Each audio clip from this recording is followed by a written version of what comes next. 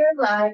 All right, we're back. This is Senate Health and Welfare, and we're moving on to a very significant bill. It's a long bill, and it has a lot of components to it. So we're going to begin with the two reporters of the bill from the House. So thank you for being here. This is the H 938, and it's an act relating to Vermont homelessness response continuum. And it's something that we've been through. The issue is something we've been through in this committee as well as your committee. Last year was S91. It's been in the budget. We've had an ongoing dialogue. The media is filled with what's going on with folks who don't have a place to rest their heads. So it's not a new issue to us, but the bill is definitely new to us. Thank you for being here. For the record, Representative Eric McGuire, Rutland City, member of the Human Services Committee, and chair of the rest of the committee. Thank you for allowing us here to say and to walk on through. H 938, an act relating to establishing the Vermont homeless response continuum, represents a careful and thoughtful effort to bring greater clarity, structure, and consistency to Vermont's emergency housing system. Over time, our response to homelessness has grown in ways that were never intended. Geez, I gotta get a new set of glasses. You gotta be kidding me. There we go. Over time, our response to homelessness has grown in ways that were never intended, and communities across the state have expressed the need for a more coordinated and predictable approach. H 938 provides a clear framework that strengthens early intervention, supports and work with local partners, and ensures that emergency housing is delivered in a safe, organized, accountable, compassionate manner. At its core, the bill is about improving how we respond when Vermonters experience a housing crisis. It respects the need for timely assistance while also creating the conditions for longer-term stability. It reflects the thoughtful input of providers, municipalities, the Agency of Human Services, the administration, and community members, and aims to support both the individuals seeking help and the communities working to assist them. This is a practical, balanced, and forward-looking step toward a more effective system that can better meet the needs of Vermonters today and in years ahead. H 938 aims to clarify and strengthen Vermont's emergency housing response as part of a broader health and human services system. Over recent years, as mentioned, the emergency housing, particularly through the General Assistance Emergency Housing Hotel Program, has been required to respond to increasingly complex needs, including behavioral health challenges, family instability, and chronic health conditions. The bill seeks a better aligned statute with current realities while recentering emergency housing as a stabilization, short-term intervention that supports health, safety, and connection to services. And I am Jubilee McGill for the record. I'm from Bridport and represent 4 towns in Addison 5, also on human services. And I'd say this bill represents a fundamental shift in how we respond to homelessness from a reactive crisis-driven system to a coordinated, accountable continuum designed to prevent homelessness, reduce it when it occurs, and ensure people can access and move on to stable permanent housing. Currently, Vermont has over 4,000 people experiencing homelessness, including hundreds of children. And our current system is fragmented, over-reliant on hotels and motels. And it's not really designed, we're finding, to move people efficiently into permanent housing and long-term stability.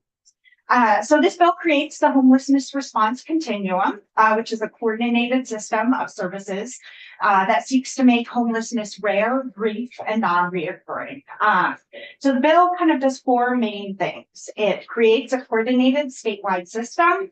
It establishes the Vermont homelessness response continuum in statute in order to do that, which will be administered through DCF's Office of Economic Opportunity. And it helps to align providers, services, and access points into one system, and including our kind of federal landscape. So it's all one system rather than all of these pieces. So this replaces that fragmentation with accountability and coordination and flexibility. It shifts away from hotel-based emergency housing with an explicit intent to reduce and ultimately end reliance on motel programs. It caps motel reimbursement rates in the transition period and ongoing. And it moves towards more appropriate, effective, and cost-effective options. It builds a full continuum of housing options. Instead of one blunt tool, the bill creates a range of responses, including prevention and diversion. So we're stopping homelessness before it starts and helping people move quickly out of homelessness whenever possible.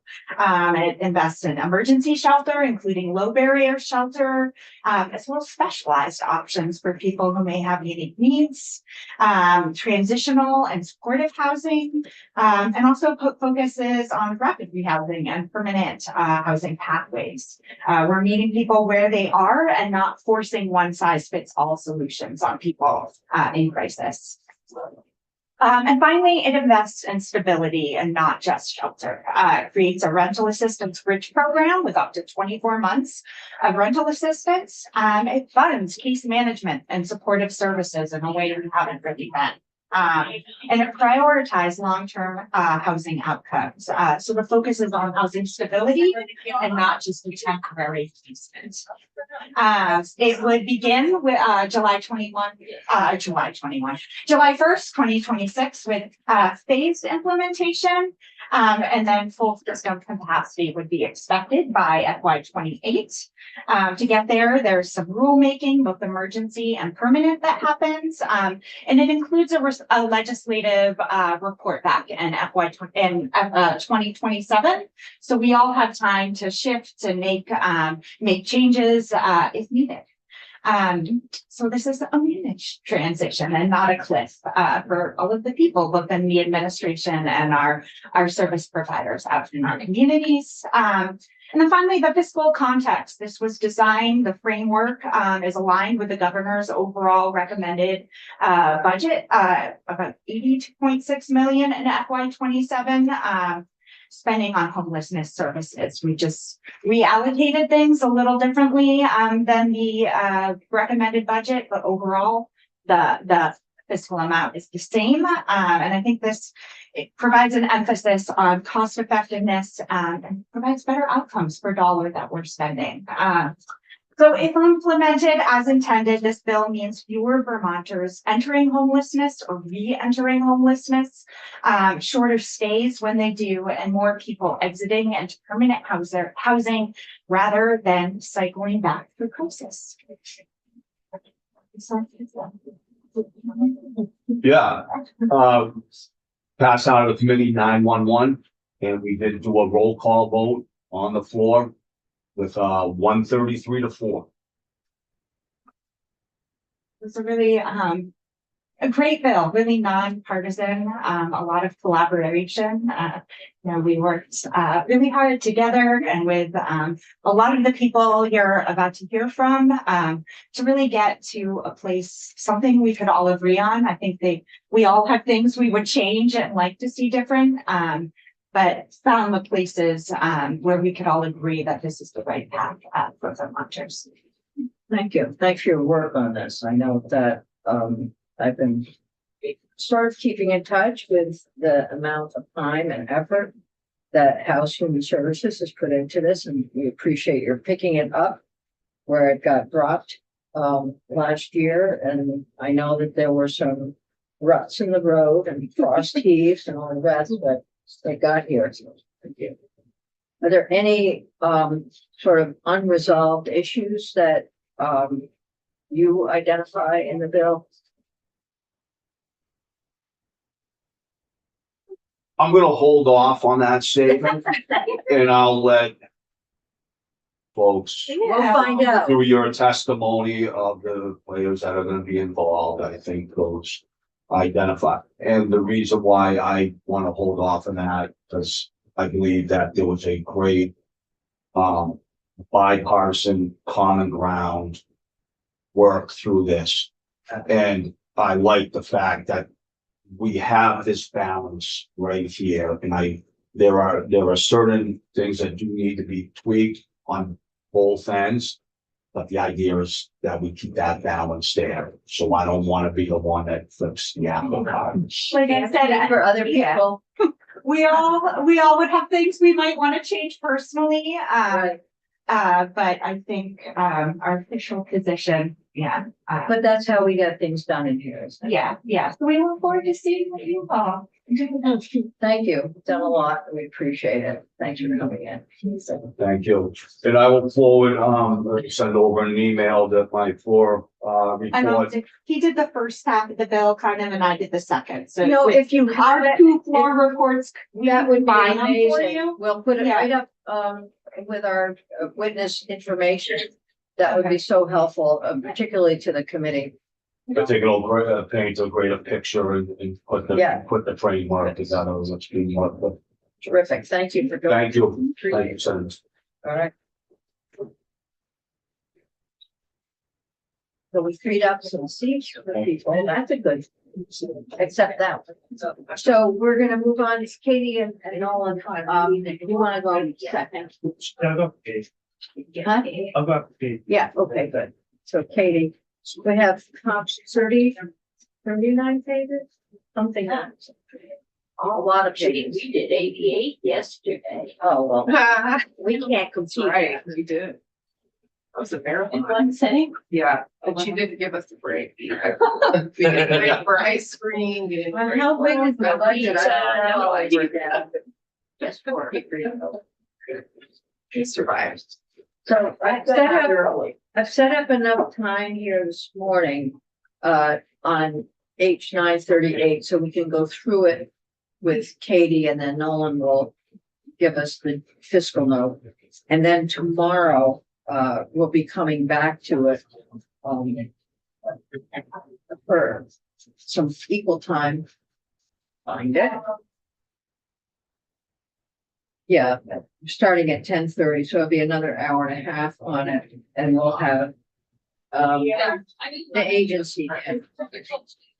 And I see Commissioner Hoffman is here. Good, but we'll be in with Kristen McClure, or she's in. Great. So we have 2 days of 938 just to get brought up to where the House left it. That's good. Thank you. Good morning again. I'm Katie McGlynn, the Legislative Council. I will share my screen and we can take a look at this bill. Sorry, go ahead. Sure.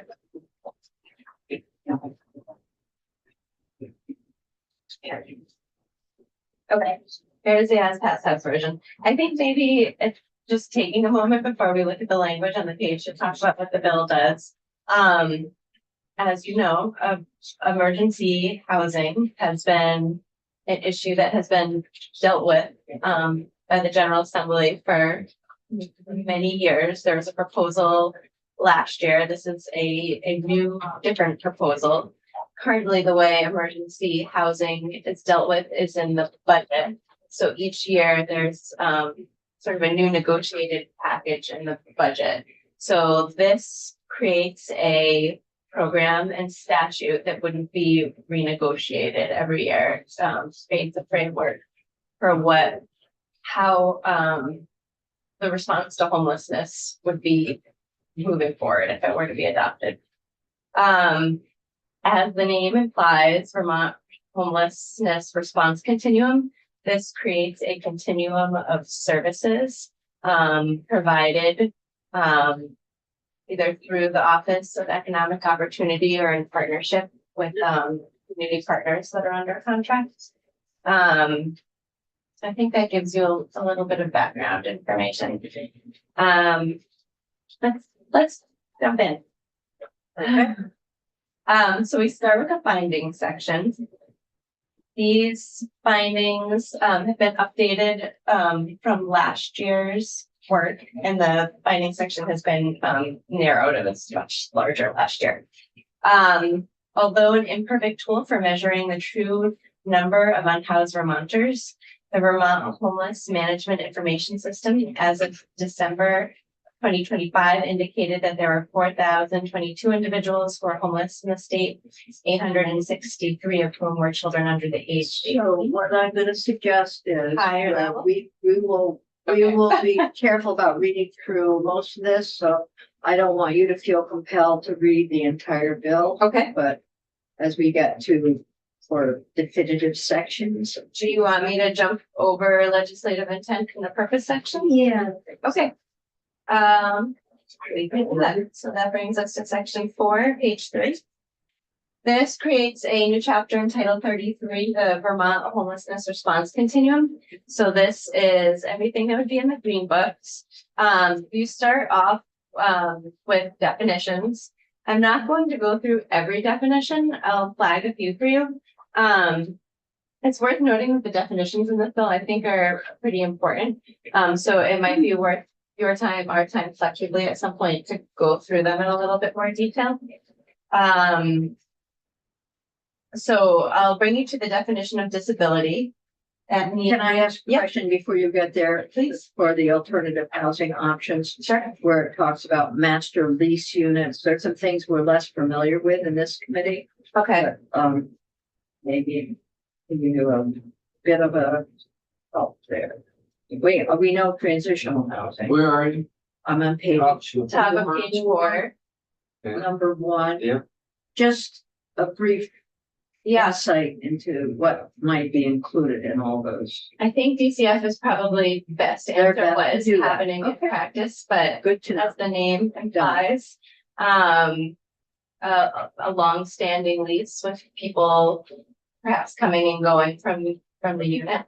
Okay. Okay, I'll bring us down to disability.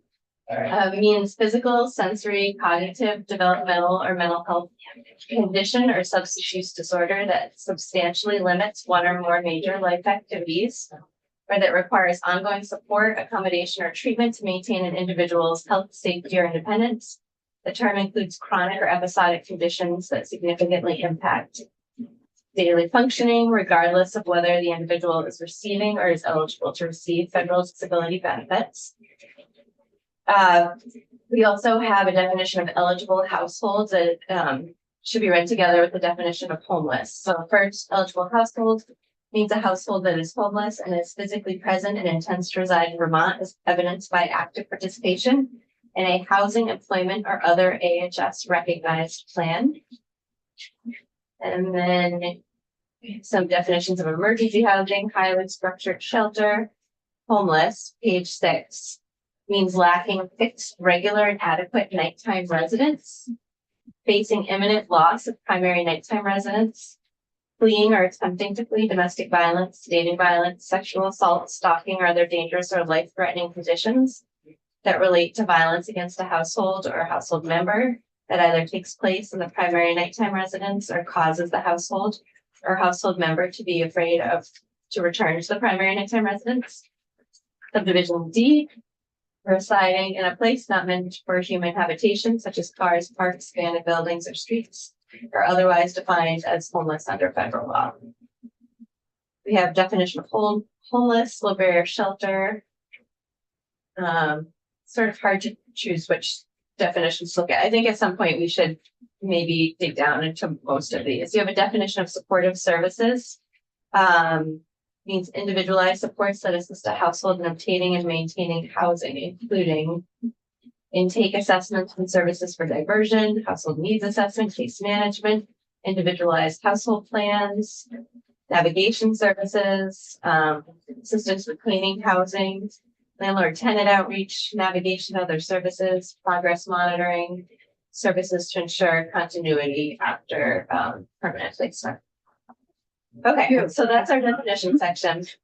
I think we'll probably come back, spend more time there at some point. We sure will. Okay, top of page 9, section 2202, this establishes the program itself. So the Vermont Homelessness Response Continuum established to provide an array of services to prevent and address homelessness, administered by OEO. In subsection B, the office is to maintain a continuum of services that is flexible, housing focused, and designed to prevent homelessness whenever possible, prioritizes intervention, rapid resolution of housing crises, equitable access to emergency and permanent housing.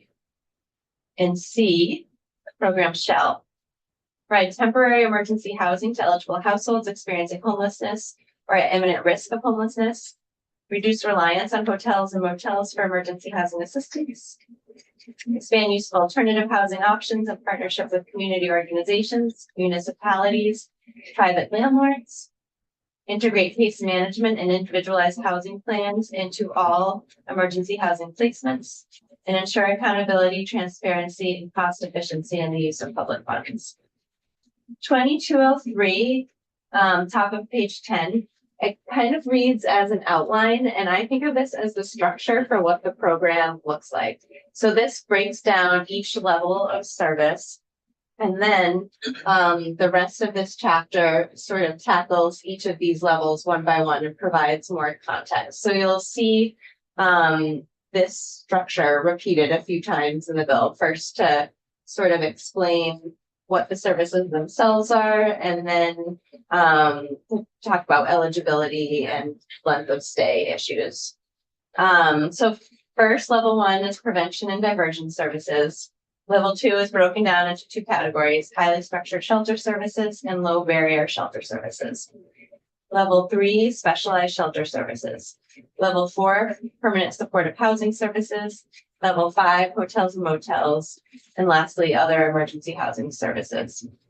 In subsection B, there's language that OEO is to address each of these services in a separate line item in the budget. The department is to be responsible for transfers to other AHS departments necessary to implement this chapter. The department and other departments within AHS are to maximize federal receipts for services in this section, in this chapter. Subsection C, upon assessing a household's needs, the office or the community partners are to place the household in the appropriate level of care to address the household's specific needs. And that brings us to page 11.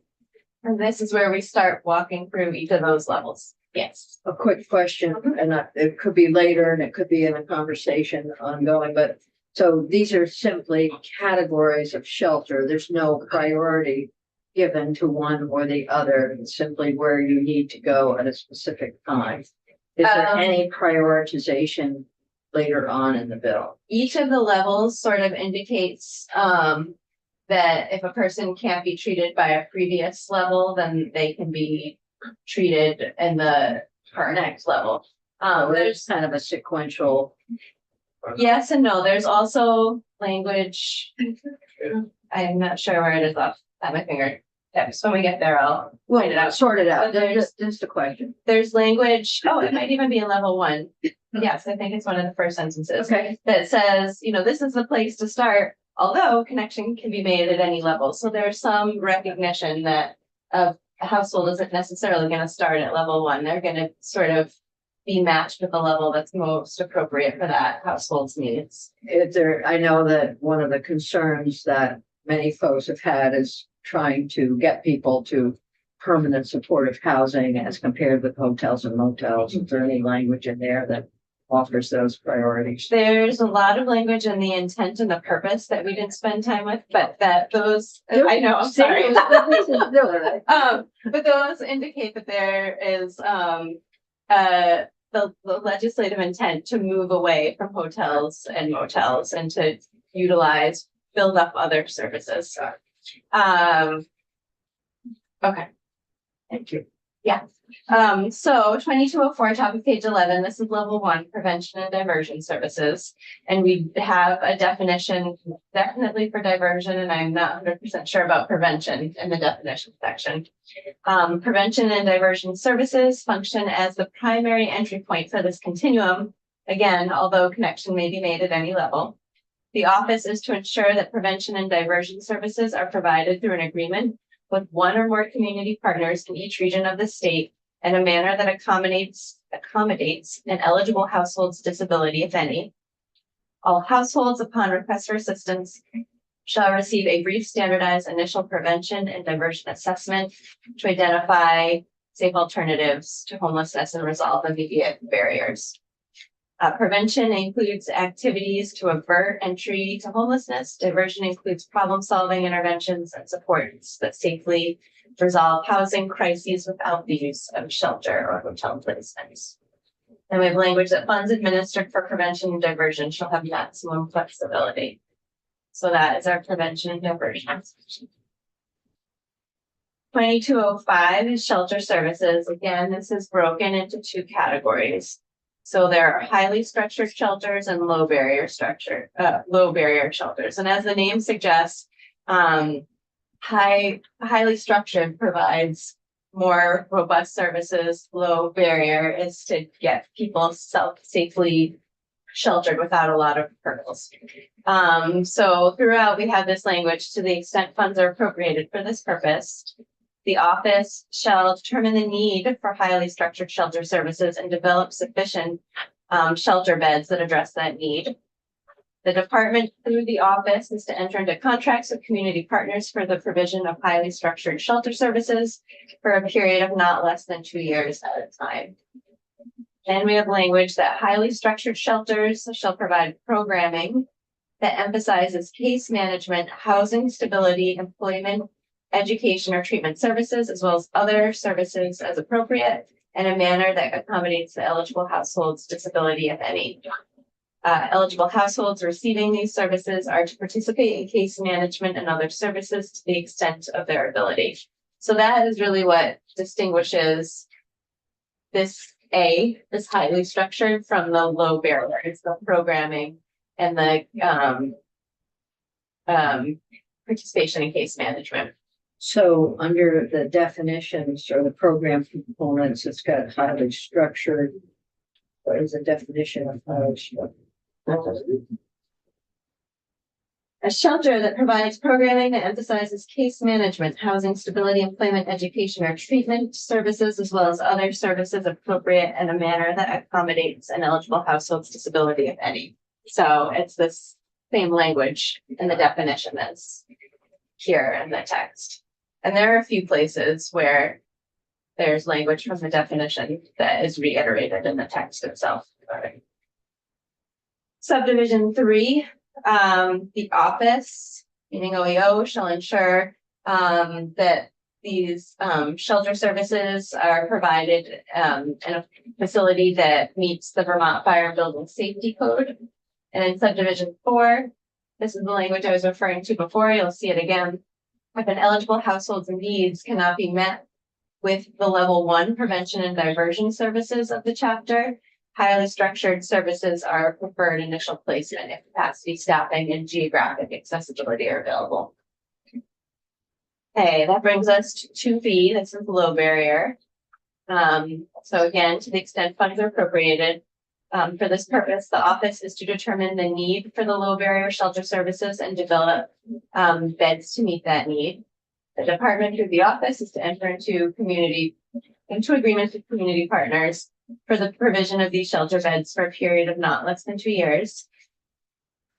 Low barrier shelter shall minimize barriers to entry by reducing the rules and programmatic requirements found in highly structured shelters, while still providing case management and other housing support services in a manner that accommodates an eligible household's disability, if any. Stays in the low barrier shelters shall be time limited. Eligible households shall be transitioned to highly structured shelter services or permanent housing as soon as feasible. Same language about the Vermont Fire and Building Safety Code. Same language about the needs being met. They can't be met by level 1. This is a potential next step.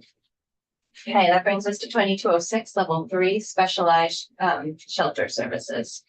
That should say specialized shelter services. Maybe just sort of slow down and then see where people are with questions. Sure. Anybody? And we make it. I'm sorry. Like in our area, I think Newport has shelters.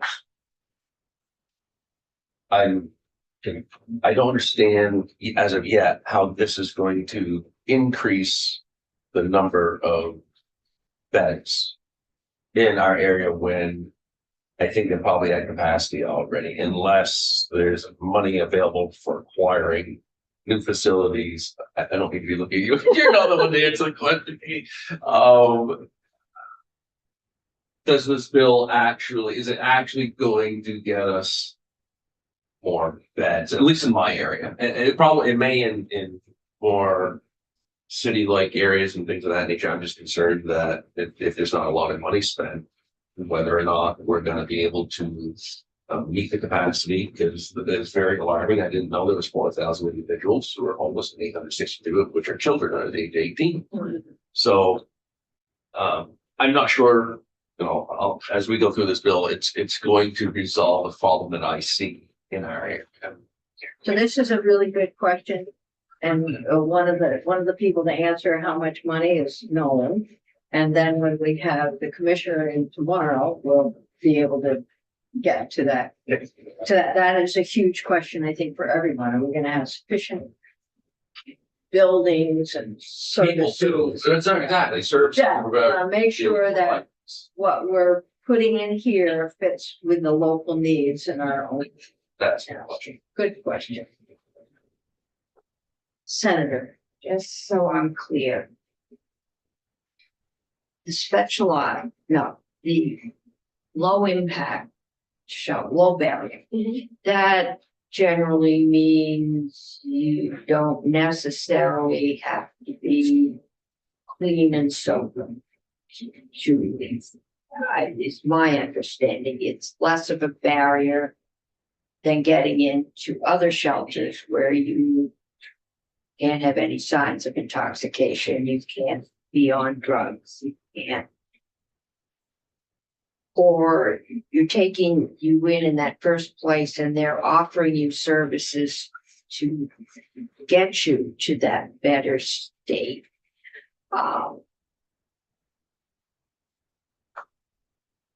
Low barrier, you come, you go, you're gonna get case management. The higher barrier, you're going to get programming. I'm just wondering if we give you programming and then send you back out onto the street, or is this a place where you will stay 24/7? I'm trying to. So this is a good question. If I don't, if I can go into low barrier and not have to really change my lifestyle For 2 years, then why am I? Some people will, but many of the people out there probably won't. okay, so these are the questions that people are listing around the room and up on the screen, and they're gonna come in and help us understand how and if and how this bill will resolve the problem we've identified. And Katie is gonna do it even better. No, that is a great question for people in the field, grasped it. but I No. heard you both just echo 2 years. And are you reading, so this, I'm reading 2 2 years at a years at a time. so that what is does the that mean? contract. The Oh, that's the agreement. contract for the low Yes, barrier not the people organization. staying in the facility. Ah. So if that's not clear, that's Misinterpretation. what I thought when you said that. I was like, oh, I think we're reading this 2 different ways. Okay, so we could definitely, Oh, that's the agreement with the community partners. Yeah. yes. About the people. Actually, Yeah. that doesn't say that. Well, anywhere, I don't think. So that's to have continuity for the providers, so they. Instead of an every year turnover on the contract, that they have a little more stability for their planning, but it's not the length of time that. A household is staying in a low barrier shelter. Well, now that's triggering another question. All right, so That's addressed sort of. put your questions down, write on your bill, write the questions down. And then as folks come in and talk about these sections, to be able to ask those questions appropriately. Yeah, so, Commissioner Hoffman, you're gonna get lots. Okay, shall I continue on? Please, Okay. we're at the bottom of page 13. Yeah, we're making good progress. So level 3 is specialized shelter services. I'll update this. So again, to the extent funds are appropriated for this purpose, the relevant AHS departments shall determine the need for and to the extent funds permit, I don't think we need that twice. Shall develop specialized shelter services that comply with the fire and building safety code as well as any other applicable standards relevant to that specialty population. The relevant AHS department shall enter into agreements with community partners for the provision of specialized services for a period of not less than 2 years. So this language, instead of contracting or having an agreement with a community partner, AHS department specifically are providing or working towards these specialized shelter services. So what comes to mind is maybe the health department implementing a shelter specific to individuals with substance use disorders, or Dale creating some type of shelter service for individuals with a specific disability. So that's what's envisioned here. In subdivision 2, these services are delivered in a highly structured shelter, as well as additional specialty services such as services for substance use disorder, mental and physical health conditions. Eligible households receiving these services are to participate in case management and other services to the extent of the household's ability.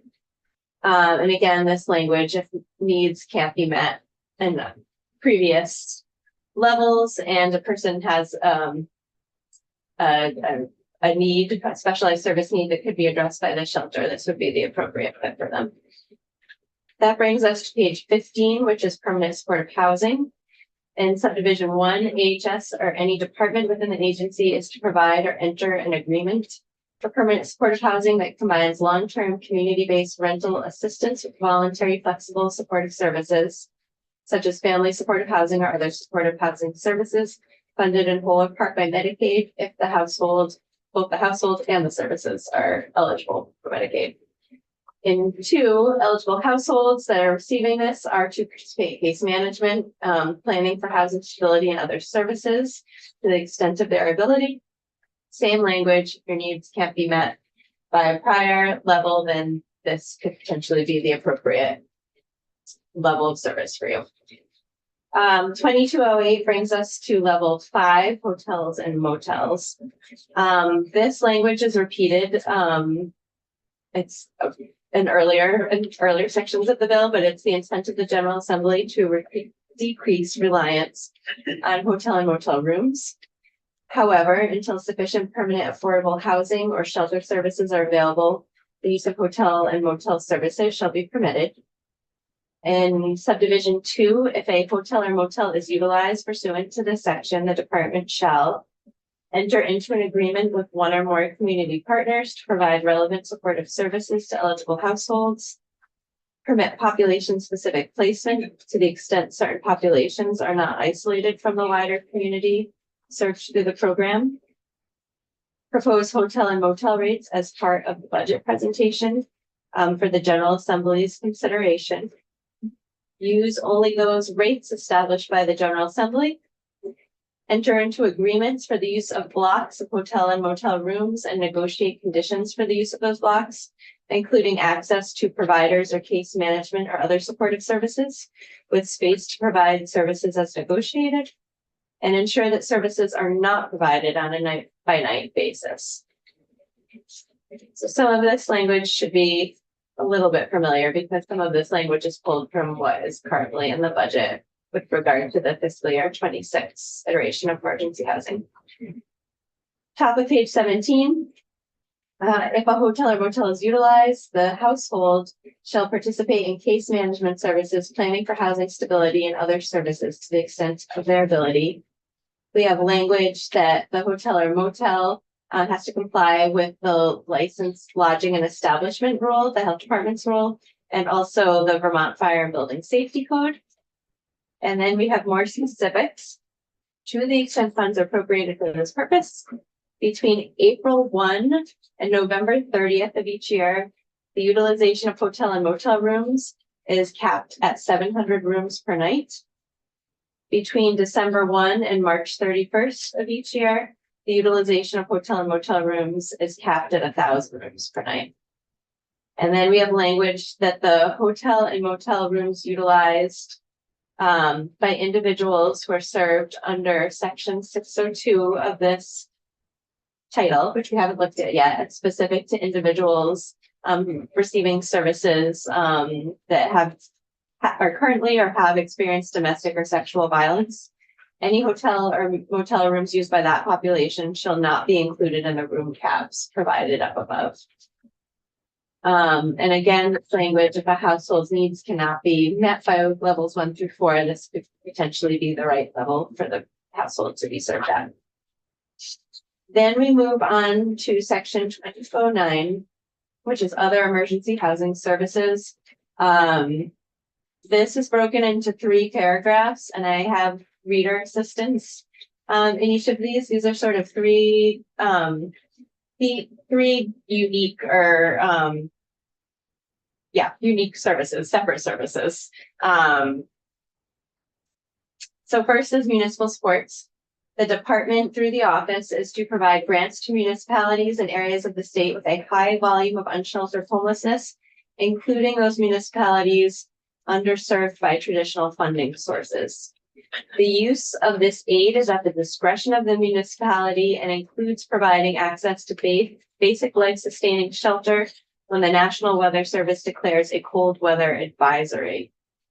Shelter provided pursuant to this section shall be time limited, shall not require coordinated entry, assessment, or case management, and shall have minimal data reporting requirements.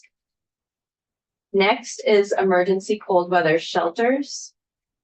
That's a defined term in your definition section. Maybe I'll just jump there for the time being because we have the degrees listed there. So, Chair, I think a lot of communities are already doing this to a certain degree, aren't they? I mean, we do. Our municipal building is an emergency shelter for people, for cold, for use of power or anything like that. So probably lots of these services are happening now, and this integrates it into one program. This is also requiring that there is state money that is going to Or grants, municipalities. I think, and perhaps updates. Okay. Grants pieces of important.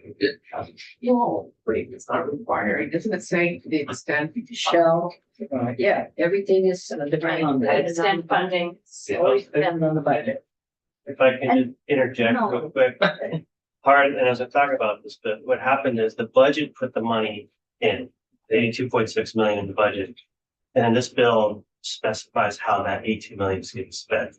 But they were done separately, so this, since it doesn't have the money appropriated, it just has how the money should be spent. That's why it had that language, that the funds are, So we gotta break it down and, because they were writing this bill before the budget passed. so we gotta break Well, down where They they. were trying to, they were trying to coordinate, but there's a piece of that. I need to So please. piggyback on.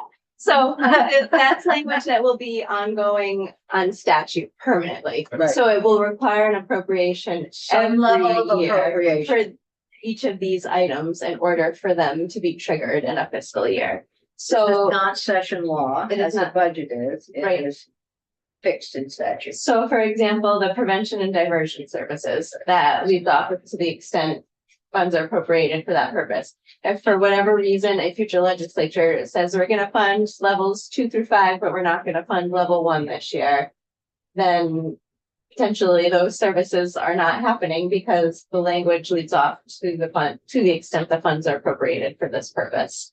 And that's like a piggyback. Yeah. It's that the 82 million, and I'll show you in my fiscal note, is split up between base one time, federal, so it's like, not like a lump sum, but it's multiple funds to different sections of the budget, so that's to piggyback on what Katie was saying, that's. So are we gonna make recommendations to appropriations committee on how you want those dollars spent or? is it- Let's go through the bill. I'll answer that on this point, All right. We'll hear from Dolan. and then Katie can piggyback on me. We're a good team.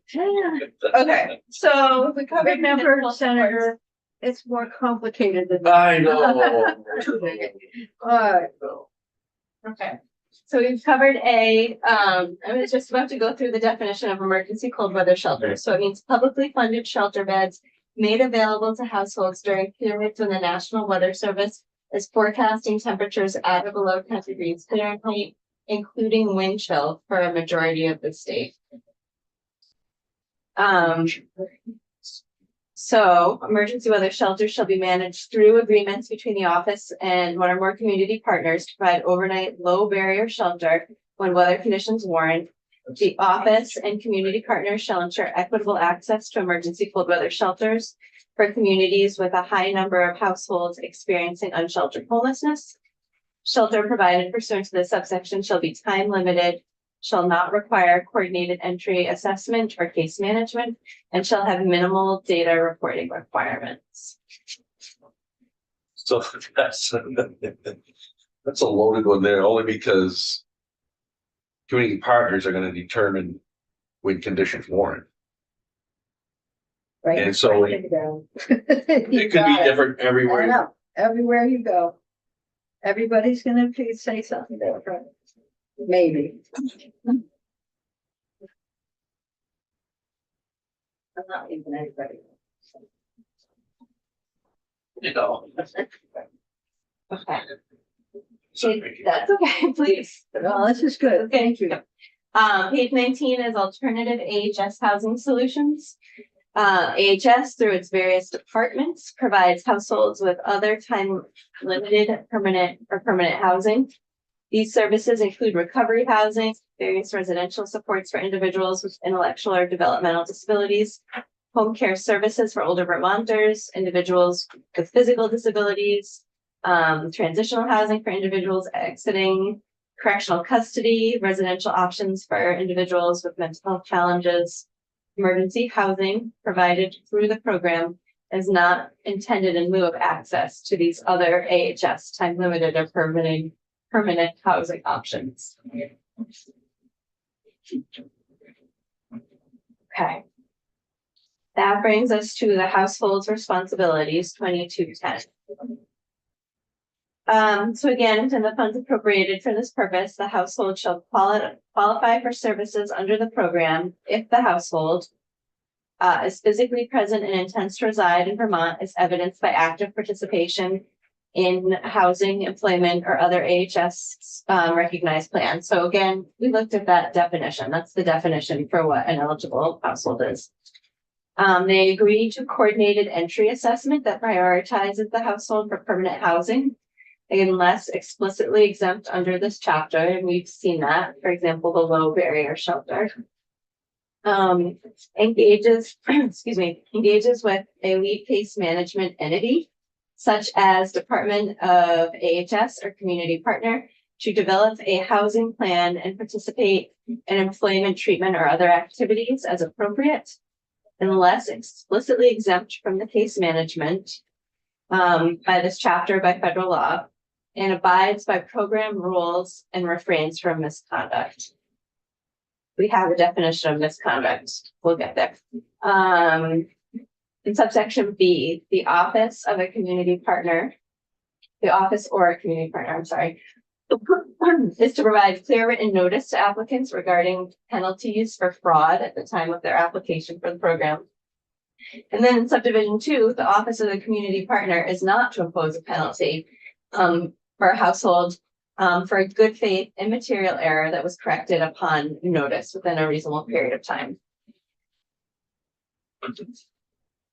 Thank you, Katie. Are all the household responsibilities for each of the levels? Like, they apply to all of the levels?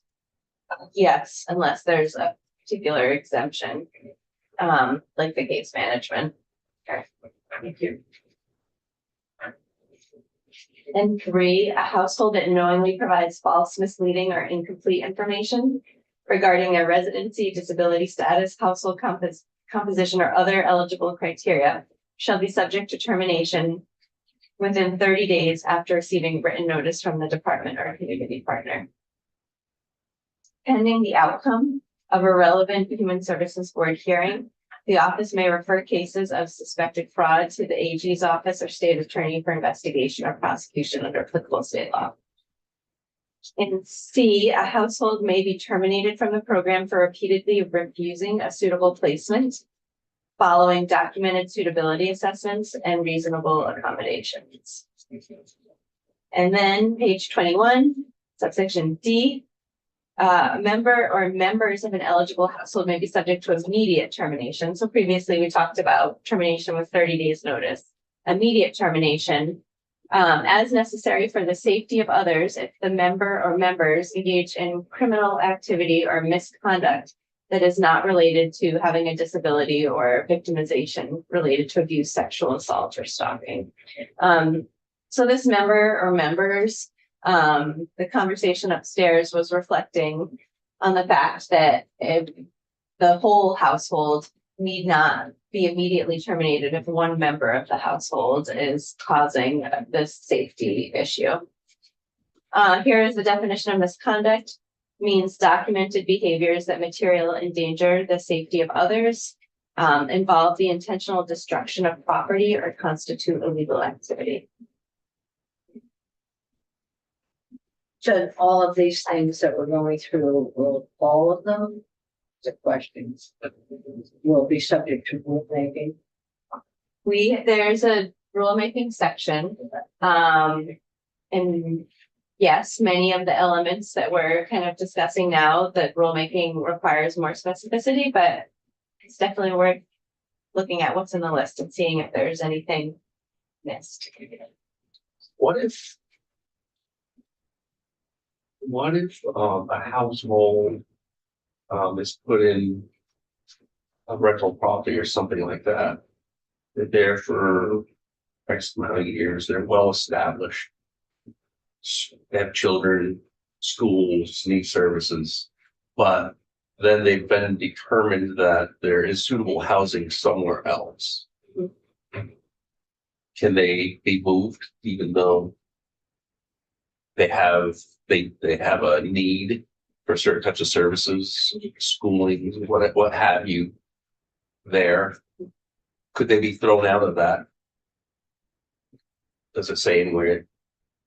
I think that's a better question for the field to understand what happens in practice now. If there are certain circumstances why only a specific type of housing placement is appropriate for them, I think it would be much harder to move them. And there's language at some point that takes into account That's what I was. termination of services might not be appropriate if there is sort of a specific need that That's what I can't was. be met elsewhere. That's what I was. I'll try to flag that when we get there.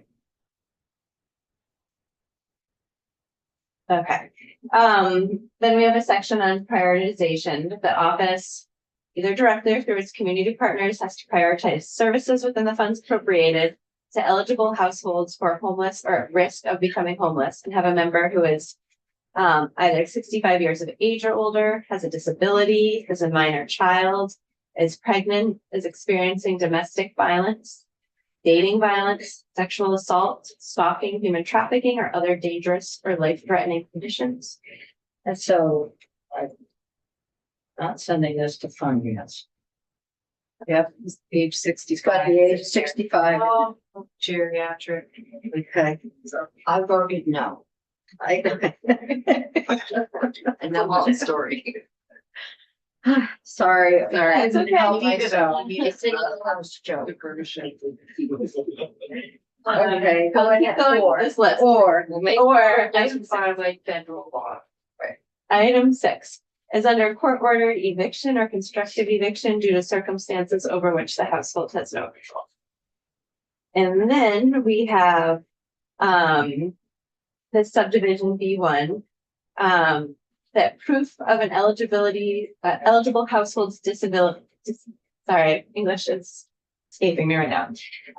Proof of an eligible household's disability shall be verified by either a healthcare provider who's licensed or certified and practicing in Vermont, a determination or certification from a state or federally recognized agency or program that provides services to individuals with disabilities, or the household could have a self-attestation subject to verification by the state or community partner within 30 days, when other documentation is not reasonably available at the time that they're submitting their application. And subdivision 2, the presence of an eligible household member's disability shall be verified by the office or community partner during the initial application, and it should be redetermined annually. If the household is still receiving services after a year. A household with a member who has a lifelong disability, like an intellectual disability or developmental disability, shall not be required to have their disability redetermined annually. Then we have language that, Never mind. okay.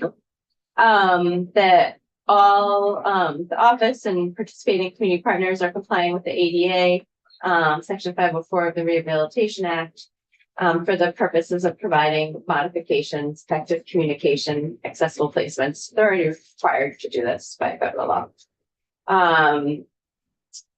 Top of page 3, program rules and case management requirements shall be reasonably modified, including the use of plain language as necessary to avoid discrimination against eligible households with a member with a disability. That brings us to 2212, and this is the time limits for program participation. So you will see that this is structured as a list of levels. So it is modeling sort of the structure that we've already set up.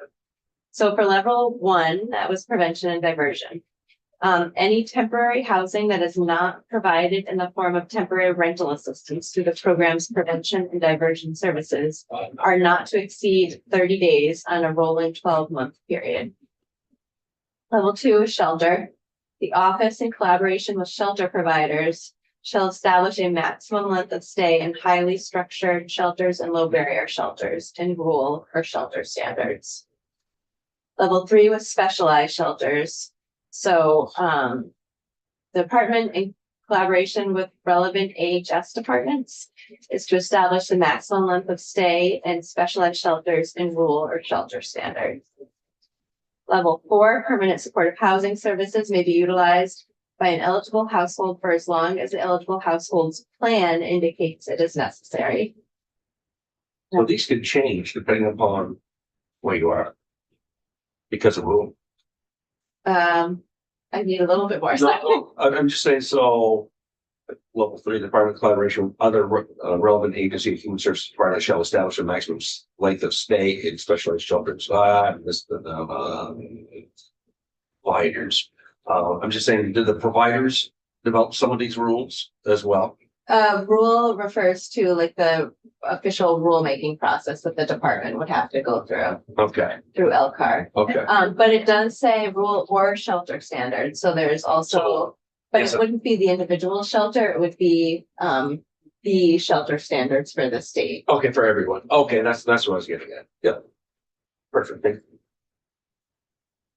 Okay. Page 24. Level 5 is hotels and motels. So between April 1 and November 30th of each year, that's when there's the lower cap on how many hotels or motels can be used. Eligible households may receive housing at hotels and motels with supportive services for not more than 70 days per rolling 12-month period. Subdivision B, between December 1 and March 31st of each year, eligible households may receive continual services in cold weather hotels and motels, which shall not be applied towards the time limit established in A. So any use of hotel or motel between December 1 and March 31st doesn't count towards the 70 days in A. Subsection B, the department can grant extensions to the time limits established in this section pursuant to criteria adopted in rule, including for an eligible household actively awaiting a placement in housing treatment or other services, medical necessity, lack of reasonable alternative, accessible placement for a member of an eligible household with a disability, imminent risk to the health or safety of one or more eligible household members. And this is what I was thinking of when I was answering your question, that there, one of the reasons to grant an extension is there isn't an accessible placement elsewhere. Okay. 2213 is case management services. Each eligible household shall be assigned a lead case manager, except where specifically exempt for certain services, which may be from AHS department or a community partner. The case management services provided pursuant to this chapter is to be informed by acuity level of that household and include individualized reports to connect the household with public assistance, healthcare, employment, permanent housing, and other services.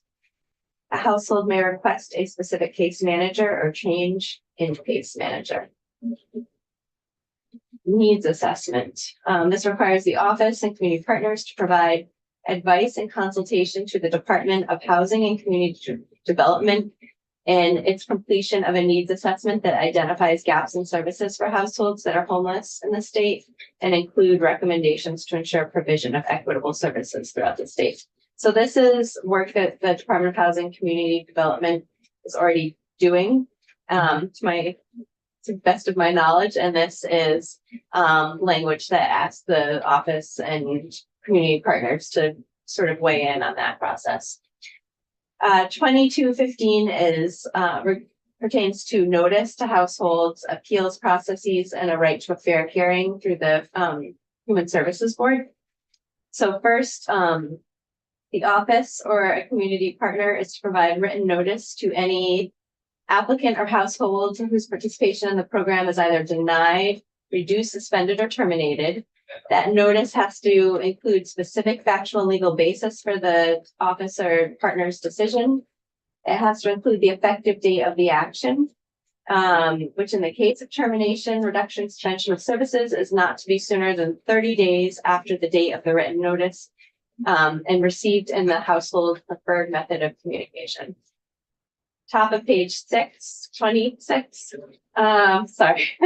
We're still on notice. The statement of the ready to request a fair hearing, and clear instructions and plain language on the process and deadlines for filing an appeal. Then we move to subsection B. So an applicant or a recipient of assistance under this chapter, they can file a request for a fair hearing through the Human Services Board when an application for assistance is denied in whole or part, the household's benefits are terminated, reduced, or suspended, or the household believes that benefits have not been provided in accordance with the applicable rules or policies. In subsection C, the applicant or household shall file a request for a fair hearing with the board within 60 days after the date of the written notice.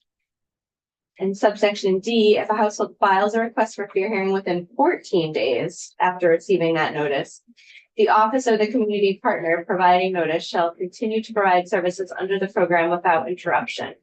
Unless, so do you see the distinction there that while you can request a hearing after 60 days, if you request it within 14 days, you can continue services. Unless, top of page 27, the household voluntarily waives those continued services, or the household's members' continued receipt of services poses a safety risk to others. In subsection E, the hearing shall be conducted in accordance with due process standards, including the right to present evidence, cross-examine witnesses, representation by counsel or another authorized representative. In subsection F, the board is to issue a written decision setting forth findings of fact, conclusions of law, basis for its decision, and the process for appealing the decision of the board to the Supreme Court. And G, if the board issues 20 substantially identical decisions brought by applicants or recipients of the Vermont Homelessness Response Continuum, the program and the department and community partner shall adopt the board's interpretation as part of its administration of the program, and the department shall revise rules accordingly. And section 2216, rulemaking. Should I pause for a minute? Yeah, This is a lot of information. there is, Okay. the questions, Human Services Board appeals process. And then the one that I would have questions about is G. When you get 20 identical decisions, then it becomes policy. I guess, We'll have to ask about some of that. filings for a hearing and all that stuff, will probably be, I would imagine, well, legally, it's gonna be involved in some of this work. I imagine that would be the case for some of them. Yeah, it requires a level of executive functioning that That's, not everyone. that's my Yeah. point. Well, we'll hear about this and be able to express I- our concerns.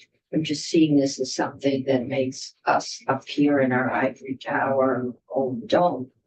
I'm having difficulty visualizing how it's going to play out on the street. Yeah, I mean, I think simpler is what's better in these types of situations. Well, we'll come back to this. We need to hear from the Yep. agency about it and what actually is going on now. And what drove this language, what motivated it. Okay. So I keep moving. So this is the rulemaking section. I know there's always curiosity about what is required by rule. So here is a list. This is addressing at minimum. So the rules could be more expansive. And this is also, as I go through this, an opportunity to think through if there are obvious things that should be in the rule that were, omitted as you have heard the bill so far. So requirements for community partners, community providers participating in the program, standards for the 3 shelter types, documentation requirements for household eligibility, including disability, required elements for supportive services, including case management, creation of brief standardized initial assessment form that may be completed by hand, electronically, or by telephone, a process for issuing timely written approval or denial notifications to applicants, a process for issuing advance notice to households when the household is being terminated from the program, applicant and household appeal procedures, time limits for program participation, including procedures for extensions, expectations for the office's oversight and quality monitoring, and other subjects as deemed necessary. There is an annual reporting requirement in 2217. It's part of the department's budget presentation, so it's not a written report. But it is a status report that is to address each of the 5 levels of the continuum. And it shall also address number of households served, average length of participation for households within each level, the rate at which households successfully transition to permanent housing, number of households diverted from entering shelters, hotel or motel placements, utilizations of hotels and motels, including average nightly number of rooms, average median length of stay, the extent to which hotel and motel usage has decreased relative to the prior fiscal year, housing stability outcomes, an assessment of regional capacity and access to services, total expenditures by continuum level and funding source, operational barriers to implementation of the continuum, along with recommendations for administrative or legislative action. So let's go up to a higher level on the rest of this. Okay.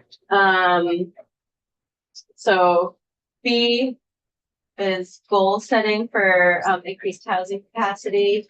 C, on the last day of each month, the office or relevant agency or department is to post a monthly report similar to what you're getting now on emergency housing. Next, section 5, a merger for continuums of care. Right now, there are 2 continuums of care in the state. This asks OEO, the 2 continuums, to work with HUD to consolidate to 1 continuum. By October 1 of 28, there's a status update on that. Section 6 grant requirements. This is language added to the chapter that we just walked through at a later date once the continuums have potentially been consolidated. And this is language specific to grants that are executed by the agency for this program. I'll skip over that. Section 7, I think, is important. So let's pause here. This language recognizes that while the new chapter that we just walked through takes effect July 1, 26, that it's not feasible to have all aspects of the program operational in July 1, 2026. So this is language that says that to the best of its ability, the department is going to start implementing the program July 1, 2026 and take the year to continue to transition to the program, build up capacity so that by the time, sometime during fiscal year 2028, the program shall be up and running at full capacity, but it won't be fully implemented this coming fiscal year. So this is sort of transitional language to recognize that some aspects of the program are going to be operational, some are not, but continue to work towards full being fully operational by fiscal year 28. It is just a little typo in the Oh, thank you. section 7, homelessness. Transition to the Vermont homelessness, there's a key that's left out. Yes, you're right. Thank you. Wow. Good to know. One job at the other. I know. Think of all the times this is read thing by so many different eyes. He's focused. though. Eagle eyes. You're hired. Good to know. Give all those. Are you a teacher? That was 7. Yes. Okay. That's right. Section 8 is interim rulemaking. This creates timelines for permanent rulemaking and for emergency rulemaking. So subsection A just says pending the adoption of permanent rules, that DCF is to adopt and maintain emergency rules that meets all of the criteria that we looked at in statute. And those would take effect on July 1, 2026, because if we're saying that parts of the program would be operational on July 1, 2026, then there would need to be emergency rules in effect at that time. So this language says that emergency rules, which are time limited and shorter, would continue to be adopted and maintained until, in subsection B, permanent rules are adopted on or before October 1, 2027. No, that's my question. Date certain. Yeah. Section 9 is a status report that would come back to you February of next year. Section 10, this is, I referred to this previously. This is setting out permanently in statute language specific to supportive services and shelter services for households experiencing domestic or sexual violence. This language was pulled in part from last year's bill. There is the creation of a Vermont Rental Assistance Bridge program. It's to be within the Vermont State Housing Authority. It's time limited. I think it's 2030 that this would be operational. I think we can look at that when we have more time. Payment rate structure. So as we already covered in the text of the new chapter that's being created, the way that the rates would work is that for hotels and motels, or is that there's a requirement that every year during its budget presentation, AHS would recommend rates for hotels and motels. The General Assembly would consider those and build those into the budget bill that's moving, because this is not, the program is not in effect yet. There was no requirement to bring that during the budget process. So this instead sets what the rate would be for this fiscal year, this coming fiscal year. Should I write on this? Fiscal year 27. Oh, that's section Should be 13. I jumped 28. ahead. So this section, this requires DCF and AHS to establish a payment rate structure, including periodic rate reviews for all shelter services that are required. The structure is to include a base rate with a potential for supplemental payment if necessary. By April of next year, the department is to submit a report on that rate. Section 13 is what I was thinking of. So this requires, for fiscal year 27, DCF and community partners, to not pay a motel or hotel rate establishment providing emergency housing for more than the hotel's lowest advertised room rate and not more than $80 a day. So this is what is in the budget right now. And this, because, there's not a proposal coming from the administration that's required under the new language that obviously hasn't been adopted, this is making that decision. Expenditures, this is the language that Nolan was referring to earlier. This is not appropriating the money, the 82 million, is appropriated in the big bill. And instead, this is a breakdown of how that 82 million would be utilized. I'm not gonna spend time here because you'll spend lots of time with Nolan talking about this. Section 15, there is currently in statute a general assistance program annual report that would be removed under this proposal. And then we have our effective dates. So as I said, most of the program takes effect July 1, 2026. Noting again that transitional language that recognizes that not everything can be implemented on day one. Okay. Well, we're just about ready to move this one. This is gonna take a little time. Nolan, I'm looking at the time. I can come back, I think so. that's fine, I mean, we're looking at the bill again tomorrow, sure. so, we'll maybe put you right up front, Sure. or would that be okay with you, Commissioner? Well, that'd be great. I think it would help. Okay, good. I'll be your opening act. All right, thank you. I'll drop. Yeah, so one never knows how long it's gonna take to go through a 40-page bill. And it is a complicated bill, and I appreciate it. Thank you very much. So we do have visitors or guests coming in today. From the American Heart Association and others who had asked, as we do at the end of many of our meetings, just to share with us a topic and an issue. And I think what we'll do is we'll transition to that. And we'll spend about 7 minutes. We might go over a couple of minutes and do that. But thank you all for being here on this one. 9:38. Yeah.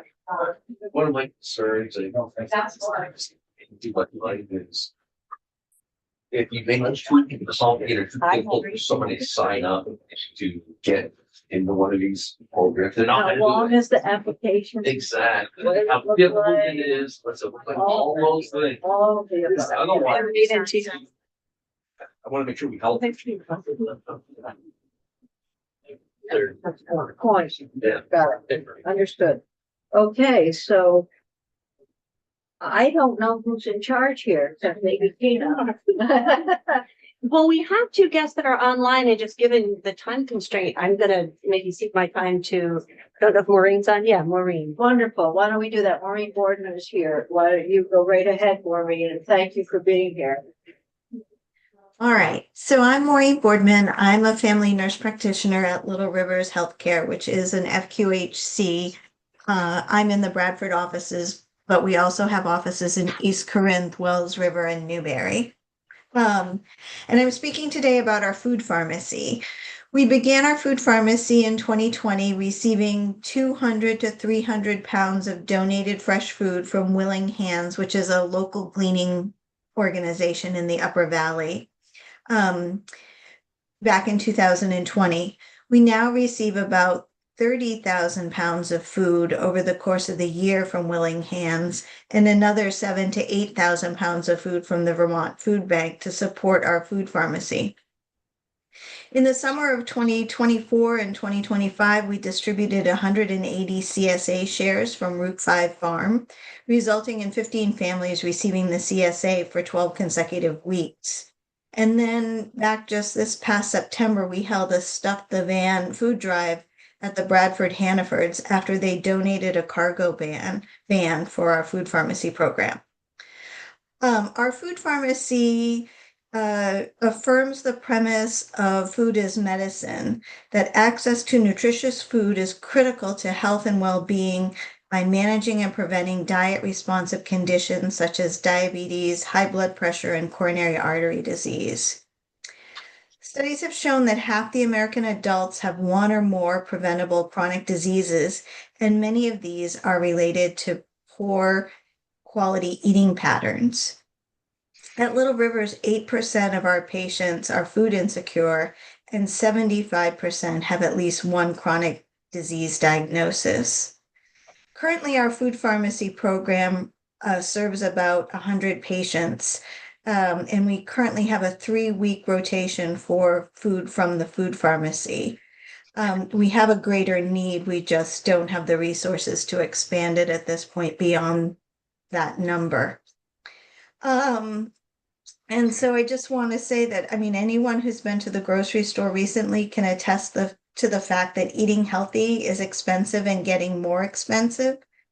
Patients and families who are food insecure often rely on cheaper processed food that have little or no nutritional value.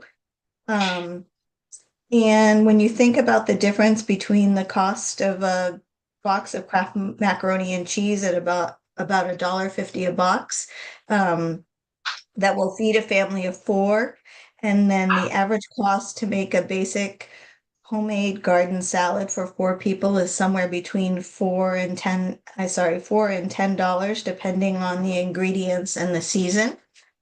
And my goal in starting the Little Rivers Food Pharmacy has been to create a dignified, welcoming, and comfortable atmosphere where free, healthy food can be easily accessed by our patients, to use food as medicine to manage, treat, and prevent diet-responsive chronic diseases in our rural community.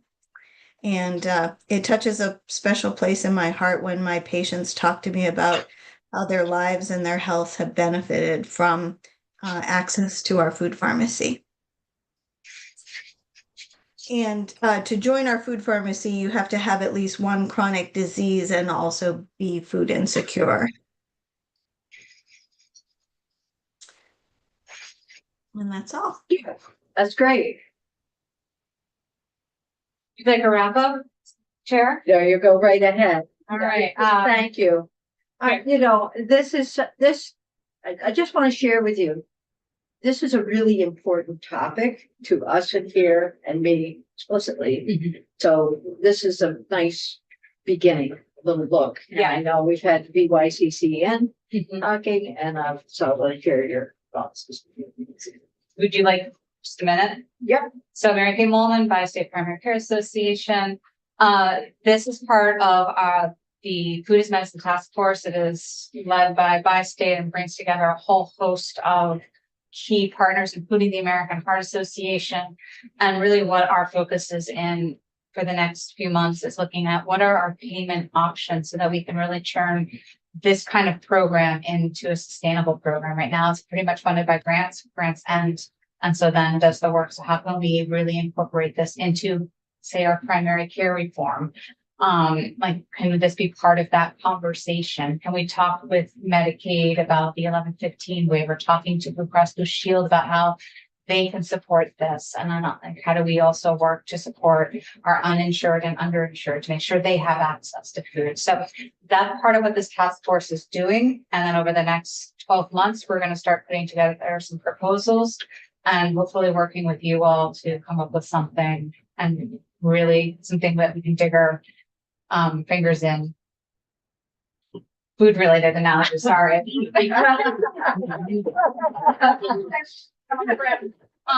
Sourdough. Yes, I'm just starting. Yeah, so this is something that we can dig our teeth into next session. So thank you for the time and more to come, and we're happy to have follow-up conversations as well. Oh, yes. And if you have time, go through the card room, because we have examples of 2 of the CSA shares that some of the patients would get in food as medicine programs, and they're yummy, and one has sauerkraut, and go quickly because I'm taking that. Like a half hour.